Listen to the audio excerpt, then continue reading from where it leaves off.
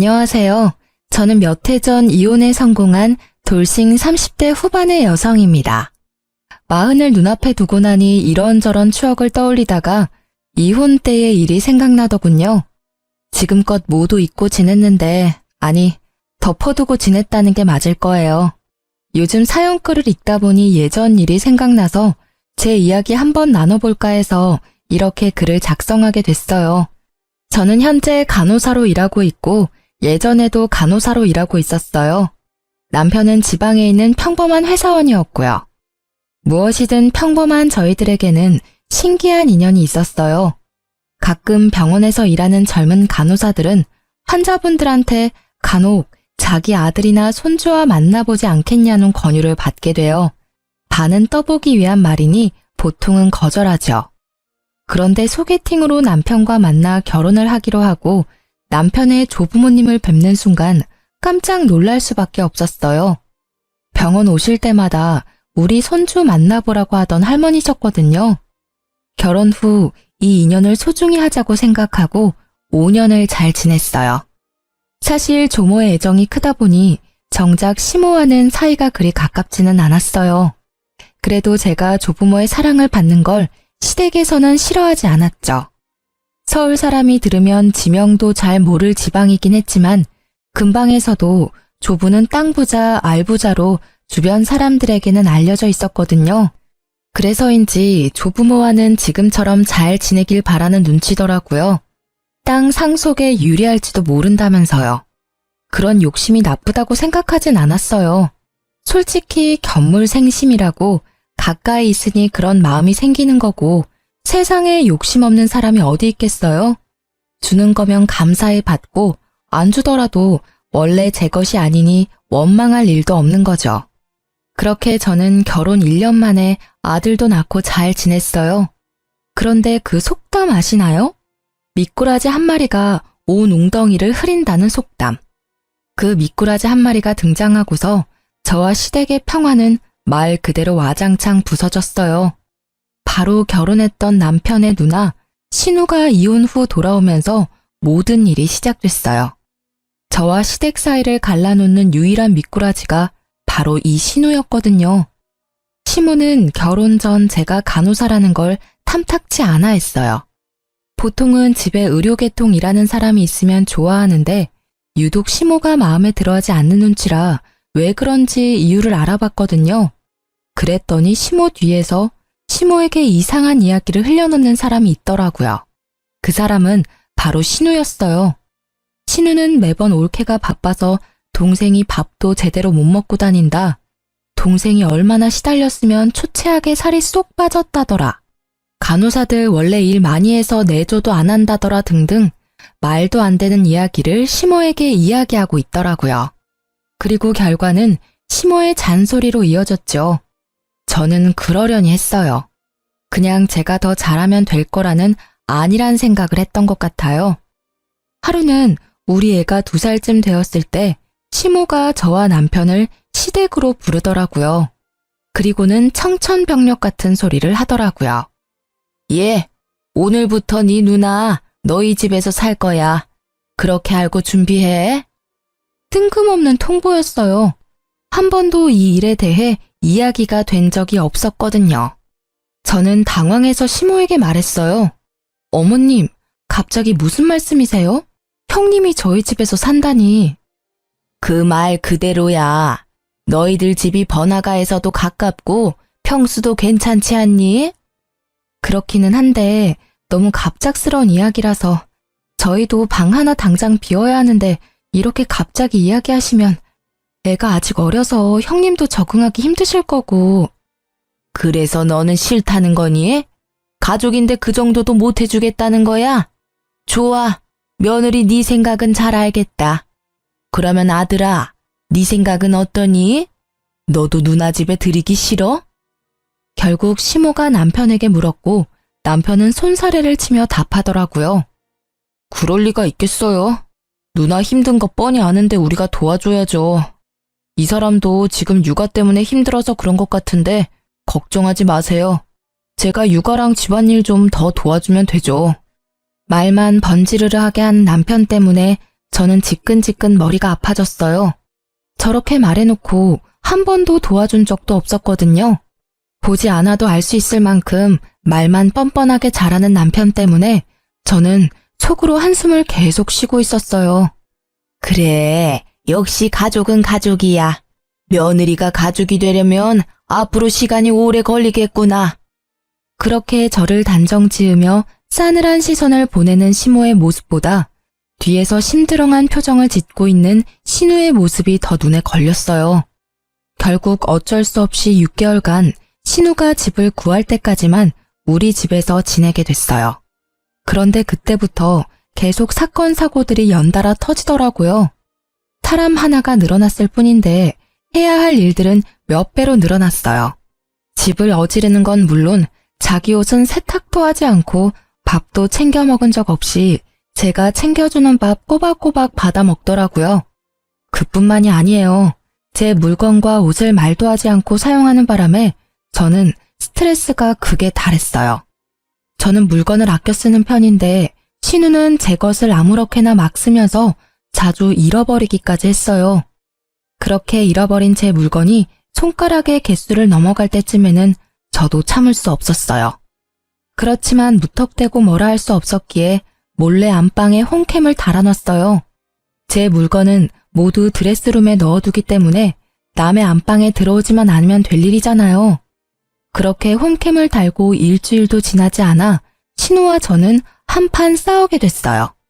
저에게는 결혼 전날 조모에게 받은 물건이 있었어요. 그것도 시모 몰래 주신 중요한 물건이었거든요. 시할머니가 시집 올 때 받은 패물인데 그걸 저에게 주셨어요. 그만큼 제가 조모에게는 귀엽고 애정 있는 손부였다는 뜻이었겠죠. 그래서 저도 그걸 안방 이불장 안쪽에 몰래 넣어뒀어요. 다른 장신구들은 화장대에 있는 장신구함에 넣어뒀으니 설마 도둑이 들더라도 이런 곳까지는 뒤지지 않을 거라 생각해서 숨겨둔 아주 중요한 물건이었어요. 그런데 그게 사라졌더라고요. 저는 너무 놀라 홈캠을 돌려봤어요. 제가 출근한 다음에 신우가 들어와 옷장을 뒤졌더라고요. 마치 도둑처럼 말이죠. 저는 그걸 확인하고는 당장 신우를 찾았어요. 신우는 시댁에 갔다고 하더라고요. 저는 신우가 올 때까지 기다리지 않고 시댁으로 찾아갔어요. 솔직히 말해서 시모에게 신우의 행동을 알려주고 싶다는 생각도 있었어요. 그래서 빨리 신우를 내보내고 싶었거든요. 시댁에 갔더니 신우가 거실에 있더라고요. 형님, 저랑 이야기 좀 해요. 무슨 이야기? 나는 할 말 없는데? 저는 할 이야기가 많아요. 이때까지 제 옷이며 가방 없어질 때도 참았거든요. 그런데 이건 좀 아니죠. 어떻게 도둑처럼 장 안을 뒤져서 물건을 가져갈 수 있어요? 도둑? 옳게. 무슨 말을 그렇게 해? 내가 자기 물건 좀 썼다고 해서 그런 식으로 말하는 게 말이나 돼? 옳게 내 집에 얹혀 산다고 나 지금 꼽주는 거니? 어이가 없어서? 그냥 내가 꼴 보기 싫으면 꼴 보기 싫다고 말해. 시댁이라서 말 못하니? 물건을 좀 쓰신 게 아니죠. 가져가면 다시 돌아오질 않잖아요. 게다가 이번에 가져가신 물건은 명백하게 장을 뒤져서 가져가신 거예요. 아니, 어떻게 집주인이 감춰둔 물건을 뒤져서 가져가실 수가 있어요? 결국 제 입에서 큰 소리가 터져나오고 안쪽에서 난리가 났더라고요. 방에서 나오는 시모의 얼굴 뒤로 조모의 얼굴도 보였어요. 저는 아차 싶었어요. 이런 모습을 보여드리고 싶지 않았으니까요.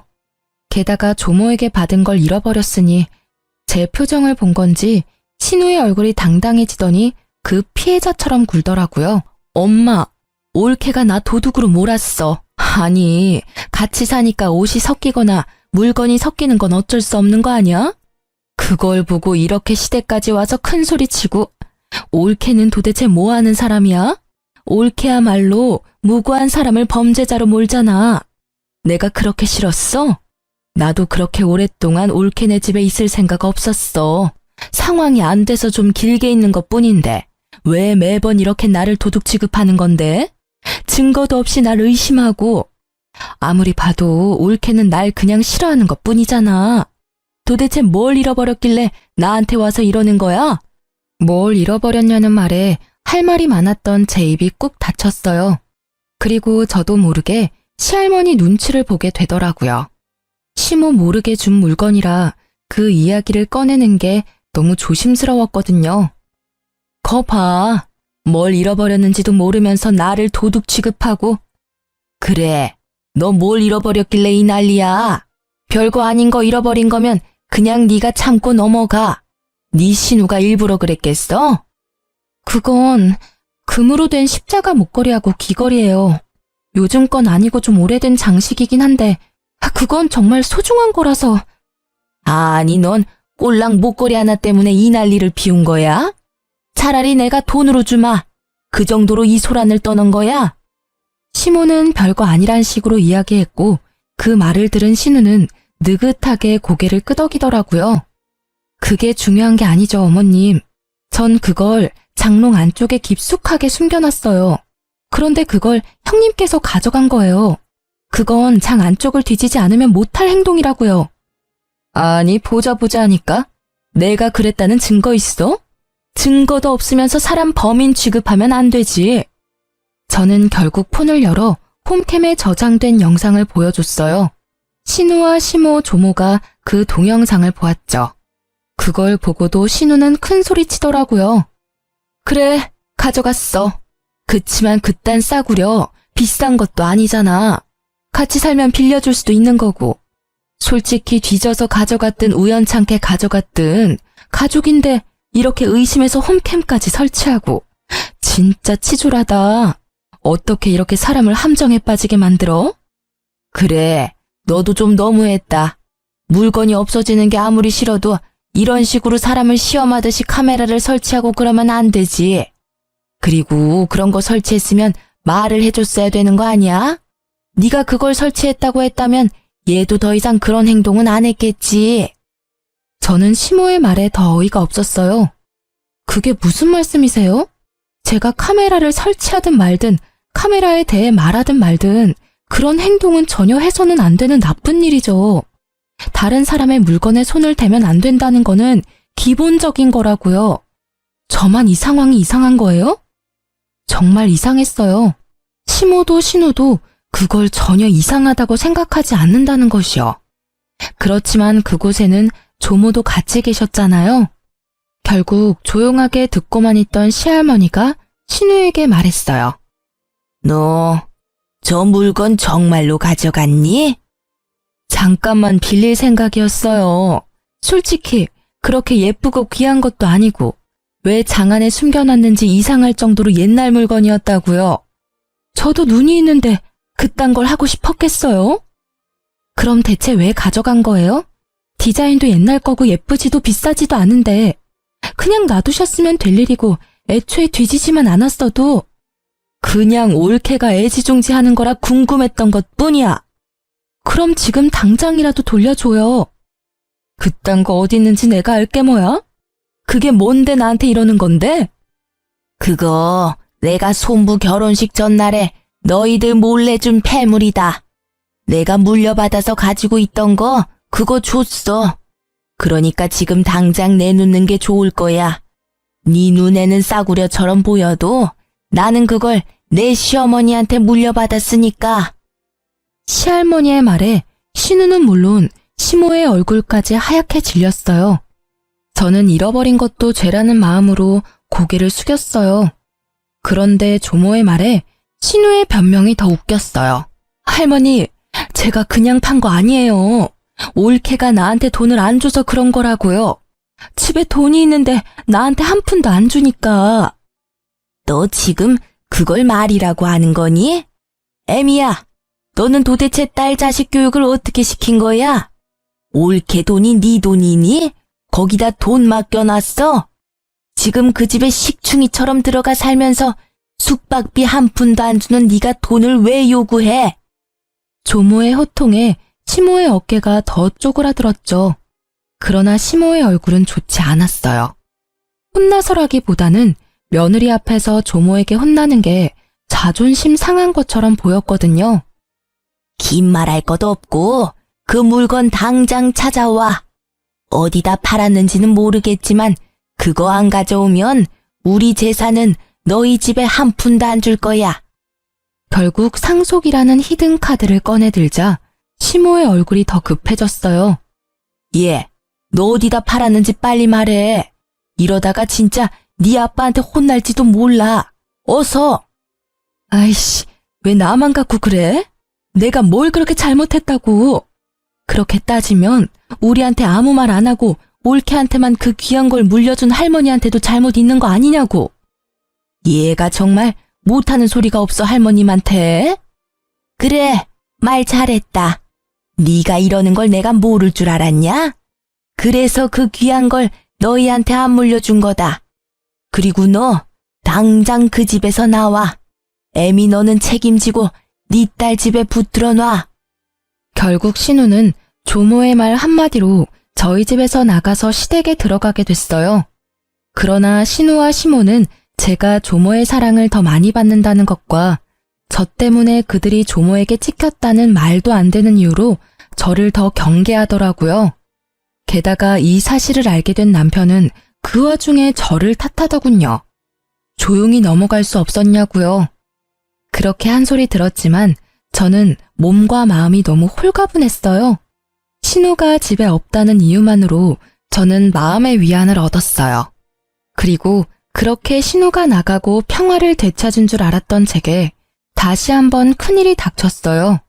이번에는 시댁이 아니라 친정이었죠. 아버지가 지병으로 수술을 받아야 하셨거든요.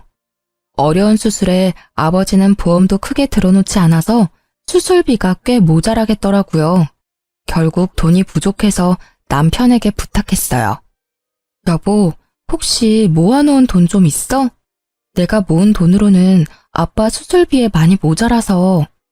뭐? 난 모아놓은 돈 없는데? 딱 이 말이 끝이었어요. 많이 나쁘시냐, 어떤 수술이냐 물어보지도 않더라고요. 그러지 말고 여기저기 한번 알아봐줘. 나중에 내가 다 갚아줄게. 한 번만 좀 도와줘봐. 아니, 도와줄 방법이 없는데 어떻게 도와줘? 나도 지금 먹고 죽을 애도 없는데 어디다가 빌려? 엄마는 이미 너한테 빈정 상한 지 오래라 안 빌려줄 것 같고.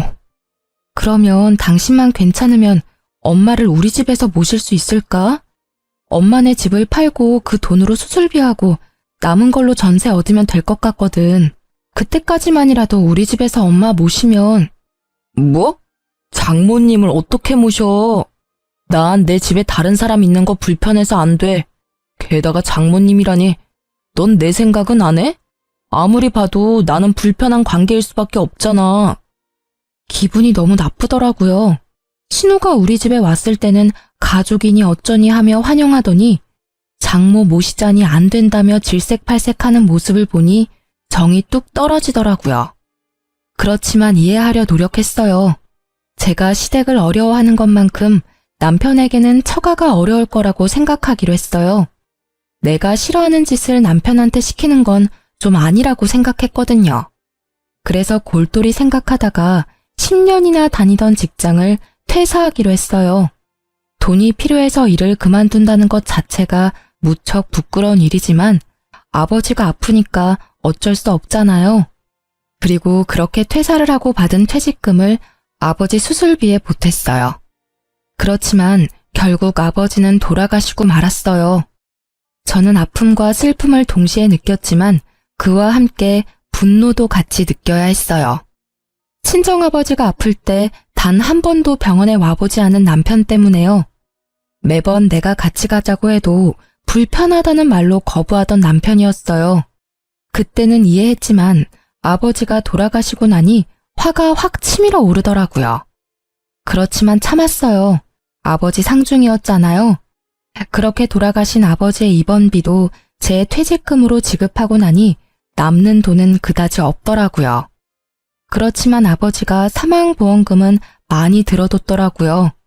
어머니가 그걸로 제가 쓴 퇴직금만큼의 비용을 돌려줬어요. 그리고 나머지 보험금의 절반을 뚝 떼서 저에게 더 얹어줬죠. 힘들 때 믿을 건 딸뿐이라고 이야기하면서요. 그 사망보험금을 받으면서도 얼마나 마음이 아프던지. 이걸 쓰는 일은 없을 거라는 생각으로 집으로 돌아오고 며칠이 지나서 남편이 저를 붙잡고 할 이야기가 있다고 하더라고요. 저기, 당신한테 상의할 일이 있는데, 우리 집을 좀 팔아야 할 것 같은데. 뭐? 갑자기 그게 무슨 소리야? 집을 팔자니. 당신 나 몰래 대출받았어? 아니면 도박? 아님 사고라도 쳤어? 아니야. 날 뭘로 보고 그런 소리를 해?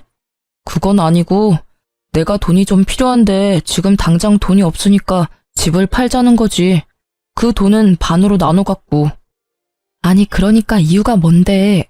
돈을 어디에 쓸지 알아야 팔지 말지 답을 할 거 아니야. 그만큼 중요한 일이면 내가 알아야 되지 않겠어? 사실은 누나가 본가에서 나오고 싶어 하는데 돈이 없잖아. 그래서 나더러 좀 빌려달래. 물론 공짜로 빌려주는 건 아니고 이자 빵빵하게 쳐서 돌려준다는데 솔직히 나쁘지는 않잖아. 우리야 집 팔고 합가하면 돈 나갈 것 없고 나중에 그 돈 다 이자 붙어서 돌아오면 그게 투자지. 저는 남편의 말에 화가 머리끝까지 났어요. 본가에서 나오고 싶다는 신우의 말에 여기까지 휘둘리는 남편의 모습을 보고 어이가 없었어요. 미쳤어? 형님이 독립을 하고 싶으면 형님이 돈을 벌어서 나가면 될 일이지. 왜 네가 돈을 줘? 그리고 이자를 빵빵하게 쳐서 돌려줘? 그 말을 믿어? 당신 아직도 몰라, 당신 누님을? 우리 돈 가져가면 안 갚을 게 뻔하잖아. 형님 마인드 기억 안 나? 내 물건도 자기 물건이라고 생각하는 사람이야. 게다가 장 안에 있던 물건까지 뒤져서 팔았던 사람이라고. 돈 되는 일이면 도덕이고 뭐고 아무것도 없는 사람. 당신 돈이라고 다르겠어? 이대로 집 팔면 우리한테는 아무것도 안 남는 거야. 게다가 합가라니. 당신 저번에 우리 엄마랑 잠시 살자고 했을 때 싫다며. 나도 싫어. 시어머니 모시고 사는 거 싫다고. 나한테는 가족이잖아. 그리고 누나도 그런 마음으로 당신한테 그런 거 아니라고. 뭐 합가가 싫으면 장인어른 사망보험금 받은 거 나눠주면 우리 집 안 팔아도 되긴 해. 그럼 합가 안 해도 되고. 말 조심해. 제정신이야? 네가 설마 제정신으로 장인어른 사망보험금 이야기 꺼낸 건 아니지? 아버지 아플 때 와보지도 않았던 게 너야. 세상 모든 사람이 그 돈에 대해 이야기할 수 있지만 너는 안 되지. 네가 우리 아빠 보험금 이야기 꺼낸 것부터가 잘못된 거라고. 내가 일부러 안 간 건 아니잖아. 나도 미안하게 생각하고 그래. 그치만 이미 지난 이야기고 이미 돌아가셨으니까 하는 말이지. 그렇다 해도 그 돈은 네 돈이 아니라 내 돈이거든? 그걸 네 마음대로 뭘 하자마자 할 게 아니라고. 화를 내다 보니 갑자기 그런 생각이 들었어요. 남편은 꽤나 단순한 사람이거든요. 아버지의 사망보험금 이야기를 이렇게 꺼낼 리가 없어요. 만약 이걸 원했으면 처음부터 그 보험금 이야기부터 했겠죠. 대화의 처음은 보험금이 아니라 신우의 독립자금이었으니까 그때 생각이 났어요. 합가는 밑밥으로 뿌리고 원래 원했던 게 보험금이라면 이걸 계획한 사람은 신우일 것이라는 확신이 생겼어요. 설마 형님이 당신한테 시켰어? 우리 아버지 사망보험금 가져오라고? 아니야. 우리 누나가 왜 그런 소리를 해? 넌 진짜 가족애를 몰라. 사람이 덜 됐다고. 누나를 왜 그런 식으로 몰아가는 건데? 그리고 장인 어른은 돌아가셨지만 누나는 살아있잖아. 남편의 그 마지막 말에 있던 미운 정도 뚝 떨어진 저는 시댁에 가서 단판을 짓기로 했어요. 그런데 그곳에도 제 편은 없더라고요. 형님이 이 사람한테 저희 아버지 사망보험금 가지고 오라고 시켰어요? 그게 무슨 말이야. 생사람 잡지 마. 나 그런 소리 한 적 없어. 옳게도 진짜 너무하네. 아니, 시부모님 모시기 싫으면 싫다고 하면 될 일이지. 왜 여기까지 와서 나한테 딴지 거는 건데? 그걸 몰라서 물으세요. 솔직하게 말해서 이 사람 우리 아버지 사망보험금 있다는 거 알았어도 그다지 신경 안 쓰고 있었거든요. 그런데 그걸 누나 집 사는데 사용하자고 하니까 이상하잖아요. 이때까지 신경도 안 쓰던 돈을 갑자기 지금 이야기할 이유가 없으니까요. 예, 너 아무리 신우가 편해도 이렇게 갑자기 와서 이러는 건 예의가 아니라는 생각 안 하니? 무슨 애가 예의도 모르고 갑자기 찾아와서 이런 짓을 해? 그리고 합가 이야기 나도 들었지만 네가 이런 식이라면 내가 더 싫다 얘. 사람을 무슨 보험금 노리는 나쁜 사람들로 몰아? 그냥 시부모 모시기 싫으면 싫다고 말을 하면 되지. 이런 식으로 구는 건 너무하다는 생각 안 하니? 이 일을 일으킨 신우에 대한 잘못을 이야기하는 사람은 아무도 없고 이곳까지 와서 신우에게 따진 저를 시부모 모시기 싫은 며느리로 몰아가더라고요. 결국 저는 참을 수가 없었어요. 알았어요. 저도 이런 일로 이렇게 부딪히는 거 더 이상 피곤해서 안 하려고요. 당신, 우리 이혼해.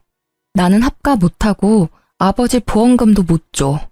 그러니까 이혼하고 재산 분할해.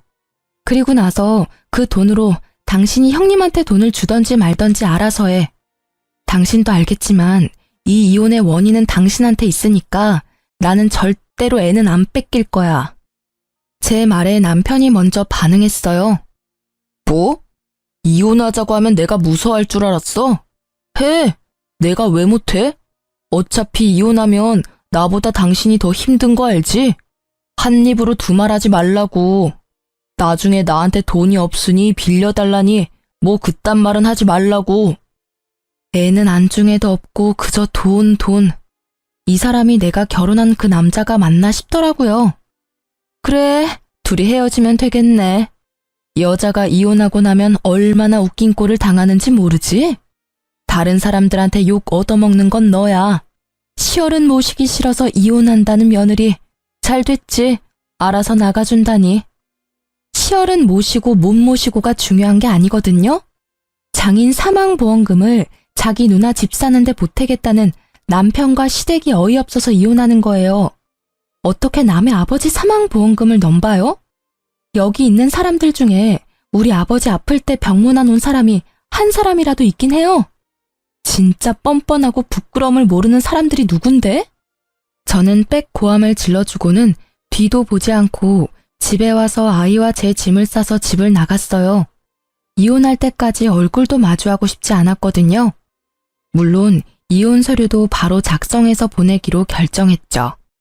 그렇게 나오니 화는 여전했지만 그래도 조금은 속이 편했어요. 그 인간들 얼굴 안 봐도 되니까요. 이혼 과정도 순탄치만은 않았어요. 소송 중에 남편은 저를 가족에 충실하지 않은 아내로 몰아가더라고요. 그래서 저는 신우와 남편, 시모의 괴롭힘을 이혼 사유로 밀고 나가기로 했어요. 이때만 해도 남편의 조부모님은 우리의 이혼 소송을 알지 못하는 상황이었어요. 안 봐도 눈에 훤했죠.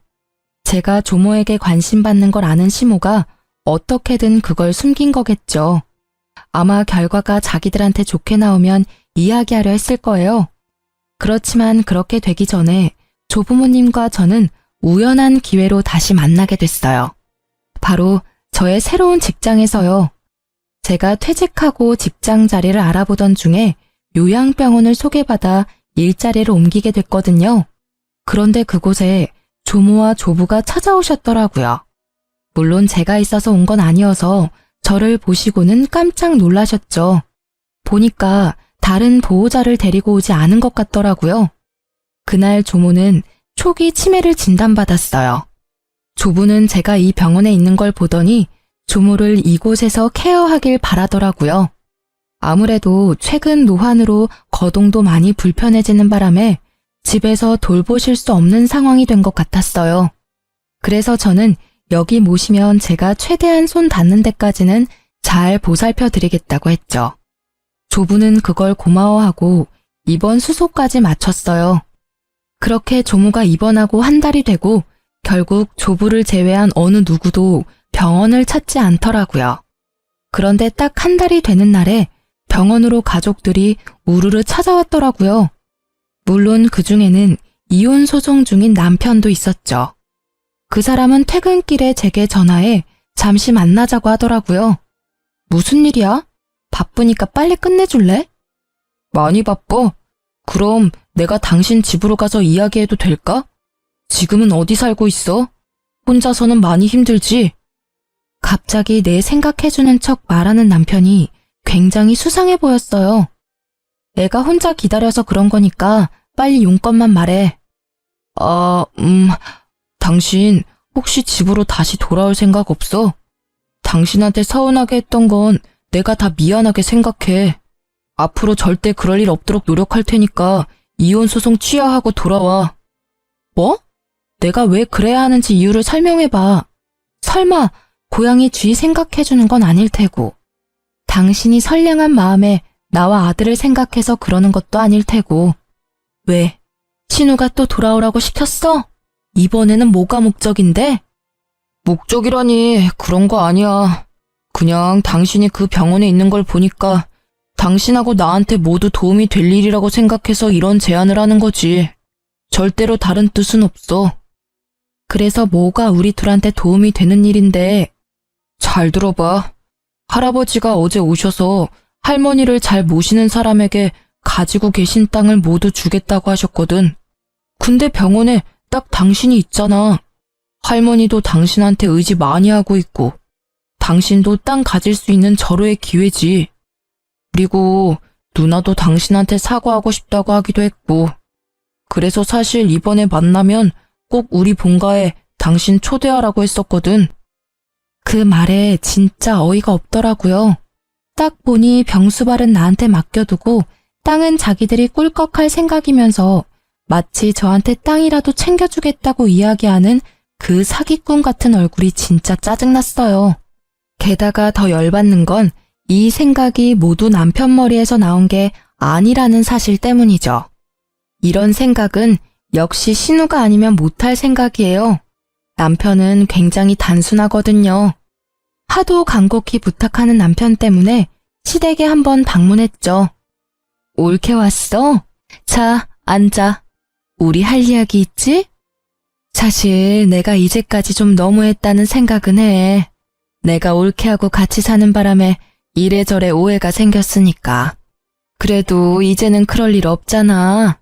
우리는 같이 살 일 없고 내가 더 이상 올케한테 돈 빌려달라고 할 것도 아니고. 동생한테 다 들었지? 그런 이야기야. 우리가 싸울 필요가 없잖아. 올케가 할머니만 잘 모시면 우리 모두 좋은 일인데. 안 그래? 이 말을 듣는 저는 신우의 뻔뻔함에 기가 찼어요. 딱 봐도 제게 사과를 하겠다는 의도보다는 그저 조부의 땅을 위해 우리 사이에 오해가 있다는 얄팍한 말로 자기 합리화를 시키고 있더라고요.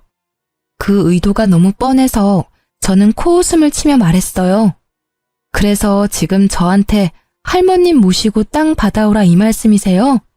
그 땅 때문에 이제 와서 저한테 사과 아닌 사과 하시는 거고요. 형님의 그 말이 사과가 맞긴 해요? 미안하다, 잘못했다 한마디 없는 사과도 있네요. 그쵸? 그리고 할머니 모시면 저한테 땅을 주긴 할 거예요. 저는요, 한 번 속지 두 번은 안 속아요. 여기 있는 사람들이 저 이용하려는 거 눈에 훤하거든요. 차라리 깨끗하게 이혼하고 여기서 빠질게요. 잘 됐네. 우리도 올케 입장 확인했으니까 됐어. 올케가 지금 어정쩡한 상황이라 우리도 곤란했거든. 땅 욕심 없으니까 경쟁에는 안 끼일 테니까 하루라도 빨리 이혼해. 그럼 이제 우리 집에서 나가줄래? 제가 하지 않겠다고 말하니 아주 빠르게 제 집에서 나가라며 사람을 잡상인 취급하는 신우를 보며 저는 고개를 저으며 밖으로 나왔어요. 이 사람들은 그저 혹시라도 저한테 땅이 돌아갈까봐 걱정하며 제 생각을 확인하려던 거였더라고요. 그리고 그렇게 이혼 소송은 굉장히 빠르게 진행됐어요. 오래 걸릴 거라고 생각했는데 신우가 저와 남편이 연결되어 있으면 땅이 혹시라도 저한테 올지도 모른다는 생각이었던 것 같아요. 그래서 소송은 제가 원하던 대로 마무리가 잘 됐어요. 저는 재산 분할을 받았고 아버지의 사망보험금 받은 걸로 새로운 집을 얻었죠. 그런데 얼마 지나지 않아 그 사람들이 그렇게 걱정하던 일이 제게 벌어졌어요. 조부가 저를 댁으로 부르더라고요. 저는 조부가 증손을 보고 싶어 한다고 생각해서 아들을 데리고 갔는데 거기에는 이미 성객들이 있더라고요. 시부모와 신우, 전 남편까지요. 내가 오늘 이야기를 들었는데 너희들 이혼했다는데 그게 맞냐? 네, 할아버지. 저희 이혼하고 이제 남입니다. 그런데 이 사람은 왜 부르셨어요? 그래, 그게 사실이었구나. 그렇다면 내가 가진 땅 하나를 손부에게 줄 생각인데. 할아버지, 말씀은 똑바로 하셔야죠. 손부라니, 여기 손부가 어디 있어요? 쟤는 남남이라고요. 동생이랑 이혼하고 아무것도 아닌 사람이요. 그렇다고 저기 있는 증손이 내 핏줄이 아닌 건 아니지 않냐? 안 그러냐? 그 말에 아무도 대답을 못했죠. 결국 제가 말을 했어요. 할아버님, 그 땅은 안 받을게요. 그러지 않으셔도 할머님은 잘 모실 테니까 저한테 그럴 의도로 주시겠다는 거면 저는 안 받을게요. 너도 내 말을 못 알아듣는구나. 나는 너에게 땅을 주지만 내가 너에게 땅을 주는 건 네 아들인 내 증손한테 주는 거야. 그러니까 네가 받겠다 안 받겠다 할 게 없는 거지. 조부의 그 말에 저는 할 말이 없더라고요. 결국 신우가 그 말에 화가 뻗쳤는지 저에게 소리치더라고요. 이 여우 같은 게 할아버지를 어떻게 꼬신 거야? 너 일부러 그 요양병원 간 거지? 그래서 할아버지 할머니 오기 기다린 거지? 다 계획적인 거 아니야? 설마 이런 걸 예상하고 친권 받아간 거니? 저는 이 상황이 그냥 웃겼어요. 조부가 주겠다는 땅은 아주 작은 평수의 노른자 땅도 아니었어요. 당시에는 시가도 얼마 나가지 않는 땅인데 그걸 빼앗겠다며 마치 제가 술을 쓴 것처럼 말하더라고요. 결국 조부의 입에서 호통이 터져 나왔죠. 조용히 못해?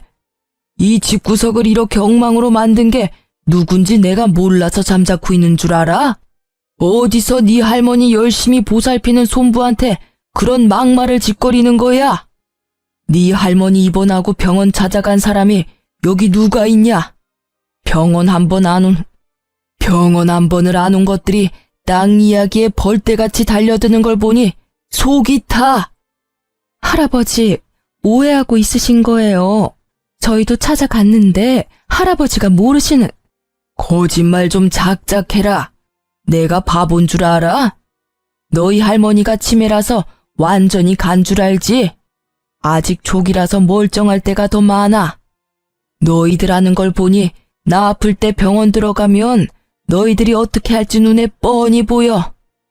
내가 손부에게 땅을 준 건 너희들에게 보내는 경고야. 이번에 새로 유언장을 작성했고 거기에는 내가 죽을 때까지 나를 가장 잘 돌본 사람에게 내 전 재산을 물려주기로 했다. 그러니 그렇게 알고 있어. 조부의 말에 그 자리는 정적으로 가득 찼어요. 저를 탓하는 게 중요하지 않다는 걸 이제야 깨달은 가족들은 서로 눈만 굴리며 어떻게 해야 그 땅을 받을 수 있을지 생각하고 있는 것 같더라고요. 결국 그날 이후로 시댁 식구들은 제게 연락을 안 했어요. 그렇지만 전 남편은 제가 조모와 조부를 잘 모실 수 있다 생각한 건지 매번 연락해왔어요. 다시 한번 잘 생각해봐. 우리가 다시 합치면 할아버지 땅 고스란히 우리한테 들어올 거라니깐. 이것도 형님이 시켰어? 참 당신도 변함없다. 나는요, 장인어른 아플 때 코빼기도 보이지 않은 너 같은 인간하고 같이 사는 건 지옥이라고 생각하거든요. 그러니까 여기서 시간 낭비하지 말고 다른 여자 찾는 게 더 빠를 거야. 결국 그 뒤로 남편은 연락을 뚝 끊었어요. 그 몇 년 후 조모는 돌아가시고 조부도 병원에 입원하게 됐어요. 가족들의 반발에도 조부는 제가 있는 요양병원에 오게 됐죠. 시댁 식구들은 돌아가며 조부의 병문안을 오더라고요. 그 와중에 전 남편은 재혼을 해서 재혼한 아내를 데리고 왔더라고요. 알고 보니 요양보호사 자격증이 있더라고요. 그 여자가 아침부터 저녁까지 조부를 케어하더라고요. 딱 보니 그렇게 하면 조부의 땅을 자신이 가질 수 있을 거라 생각한 것 같더라고요. 자기는 온 지 10분도 안 돼서 바쁘다며 나가버리는 주제에. 그리고 한 달 뒤 전 남편이 조부를 보러 왔을 때 조부가 말하더라고요. 너는 네 아내만 보내면 네가 땅을 받을 수 있을 거라 생각한 모양인데 만약 계속 이렇게 손부만 보낼 시에 그 땅은 네 손부 명의로 줄 거다. 너한테는 한 푼도 안 줄 거야. 네가 나를 돌본 게 없으니 한 푼도 줄 필요가 없겠지. 안 그러냐? 결국 그 조부의 말에 대리인을 내세워 조부를 케어하던 시댁 식구들은 부랴부랴 병문안을 매일 번갈아 가며 경쟁적으로 오더라고요. 그 전 남편의 재혼한 아내의 일도 알고 보니 형님이 그렇게 조종한 거였더라고요. 그 뒤로 조부는 요양원으로 들어가게 됐고 꽤 한참 뒤에 조부의 소식을 들었어요. 알고 보니 조부는 이미 자신의 모든 재산을 사회에 환원하기로 결정한 상태였더라고요. 일부러 가족들의 버르장머리를 고치려고 그런 거짓말을 해서 마지막까지 자신을 돌보도록 만든 거였더라고요. 결국 조부 임종 직후 자신들에게 떨어질 것이 단 하나도 없다는 걸 알게 된 가족은 닭 쫓던 개의 신세가 된 거였어요. 특히 조부 재산만 믿고 돈을 펑펑 쓰던 형님은 모든 것을 잃고 시댁에 다시 돈을 벌렸는데 시댁 또한 조부의 재산이 없다는 걸 알고서는 형님에게 줄 돈이 없다며 집에 오지 말라고 매몰차게 대했대요. 알고 보니 형님이 시댁에 갈 때마다 비싼 물건을 몰래 가져가 팔아버리는 바람에 집에 들어오지도 말라고 했다고 하더라고요. 솔직히 저한테 그런 짓을 했을 때 미리 손절하거나 따끔하게 이야기해뒀으면 그런 일 없었을 테지만요. 그리고 전 남편은 결국 두 번째 아내와도 이혼하고 나이 40에 부모 집에 같이 살게 됐다고 하더라고요. 재산 분할하면서 받은 돈은 신우에게 빌려줬는데 돌려받지 못했고 이후 조부의 유산을 기대하며 돈을 끌어다 쓰는 바람에 이쪽도 개털이 됐다고 하더라고요. 결국 김칫국부터 마시고 모든 걸 말아먹은 이 집안 사람들은 모두 빈털터리가 되고 서로를 못 믿는 상황까지 간 거죠. 이후에 우연한 기회에 전 남편을 만나게 됐는데 엄청 후회하고 있더라고요. 그때 당신이 울었던 것 같아. 누나 말을 듣지 말았어야 했어. 내가 빌려준 돈은 여전히 갚지 않고 있고 나로도 모자라 어머니 아버지 재산까지 축 내고 있으니 내가 그때 왜 그랬는지 모르겠어. 진짜 귀신에라도 씌었던 것 같아. 남 탓할 게 뭐가 있겠어. 당신이 다른 사람을 보는 눈이 없었던 게 문제지. 솔직히 객관적으로 보면 그 당시 형님의 행동은 진짜 상식으로는 이해 불가능했어.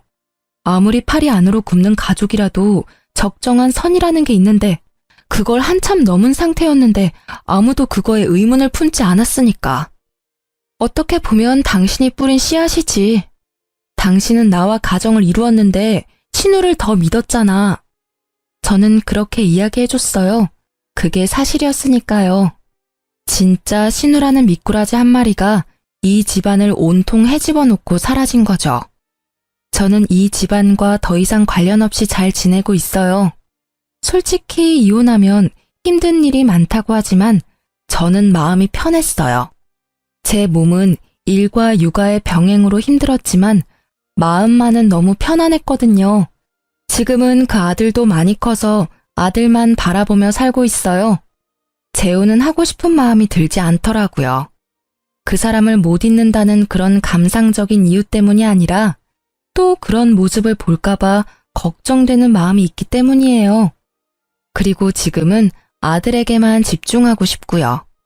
어떤 사람들은 그게 뭐가 재밌냐고 그래도 연애 정도는 하고 살라고 하는데 저에게는 지금 이 삶이 너무 재미있어요. 연애보다는 나를 만들어가는 시간이 더 의미 있고요. 이렇게 쓰고 보니 참 파란만장한 이혼이었네요. 지금 보니 웃기기도 하고 실소가 터지기도 하지만 당시에는 어찌나 스트레스를 많이 받았는지 몰라요. 혹시라도 이혼 위기에서 힘들어하는 분들이 보신다면 시간이 지나고 나면 이 모든 일들도 그저 하나의 사건에 지나지 않게 된다는 걸 알게 되실 거예요. 아픔은 아픔으로만 남지는 않더라고요. 두려움보다는 용기가 더 필요할 때도 있는 법이고요.